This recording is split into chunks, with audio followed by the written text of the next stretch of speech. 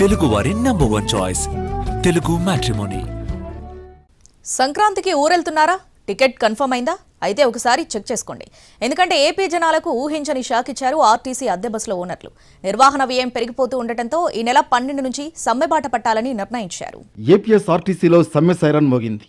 సంక్రాంతి పండుగ వేళ ప్రయాణికులకు ఝలక్కిచ్చారు ఆర్టీసీ అద్దె బస్సుల యజమానులు. ఈ నెల 12 నుంచి ఏపీ వ్యాప్తంగా అద్దె బస్సులను ఆపివేయాలని నిర్ణయించారు. సమ్మె నోటీసును అధికారులకు అందించారు.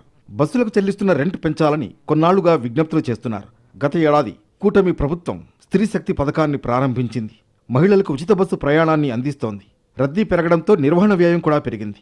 దీంతో నెలకు ఒక్కో బస్సుకు 15,000 నుంచి 20,000 రూపాయలు అదనంగా ఇవ్వాలని ఆర్టీసీ అధికారులకు ఓనర్లు కొన్నాళ్లుగా విజ్ఞప్తి చేస్తున్నారు. ఇదే విషయంపై అధికారులతో చర్చలు జరిపినా ఫలితం లేకుండా పోయింది. ఇదే సమయంలో ఒక్కో బస్సుకు 5,200 రూపాయలు ఇచ్చేలా ఆర్టీసీ సర్క్యులర్ జారీ చేసింది. ఏపీ ప్రభుత్వం ప్రకటించిన పరిహారంపై అద్దె బస్సుల యజమానుల అసోసియేషన్ అసహనం వ్యక్తం చేస్తోంది. ఊహించని విధంగా 5,200 రూపాయలు అద్దె పెంచుతూ సర్క్యులర్ ఇవ్వడాన్ని తప్పుపడుతున్నారు. ఈ రోజు మేము అడుగుతా ఉన్నాం, ఇన్సూరెన్స్ కూడా 56 కెపాసిటీ ఉందండి. పల్లె వెలుగులకైతే తెనాలి రూట్లో 150 మంది ఎక్కినటువంటి పరిస్థితులు ఉన్నాయి. నెంబర్ ఆఫ్ స్టాపేజ్ల విషయంలో కూడా ఒక రకమైనటువంటి అవగాహన లేదు. ఎక్కడ పడితే అక్కడ ఆపాల్సిన పరిస్థితులు ఉన్నాయి. మైలేజ్ని పెంచమని అడిగాం. తర్వాత కేఎంపీఎల్ రేటుని పెంచమని అడిగాం.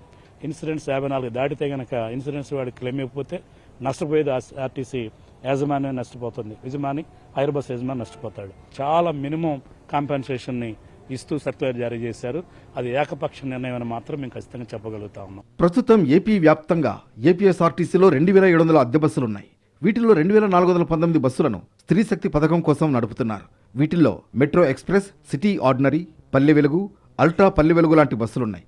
అద్దె బస్సుల యజమానులు సమ్మెబాట పట్టడంతో ఎక్కడి బస్సులు అక్కడే నిలిచిపోనున్నాయి. సంక్రాంతి పండుగకు ఊళ్లకు వెళ్లాలనుకునే వారిపై సమ్మె ప్రభావం పడనుంది. సొంతూళ్లకు వెళ్లే వారితో పాటు తిరిగి వచ్చే వారికి కూడా ఇబ్బందులు ఎదురయ్యే అవకాశం ఉంది.